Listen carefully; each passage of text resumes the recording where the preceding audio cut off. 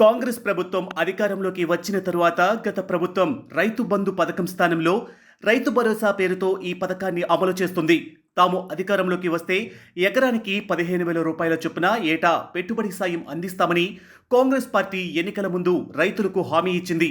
అయితే రాష్ట్ర ఆర్థిక పరిస్థితి ఆశాజనకంగా లేకపోవడంతో ఏడాదికి 12,000 రూపాయలు ఇస్తామని తరువాత ప్రకటించింది. ఈ నిధులను ఎకరాకు 6,000 రూపాయల చొప్పున 2 విడతలుగా ఖరీఫ్,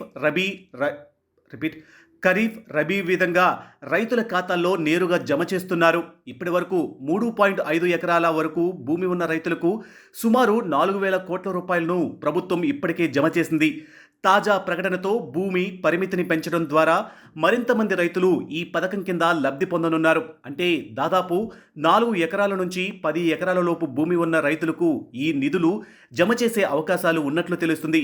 ఇది రాష్ట్రంలోని సన్నకారు, చిన్నకారు రైతుల ఆర్థిక భారాన్ని తగ్గించి పంట పెట్టుబడులకు చేయూతనిస్తుంది.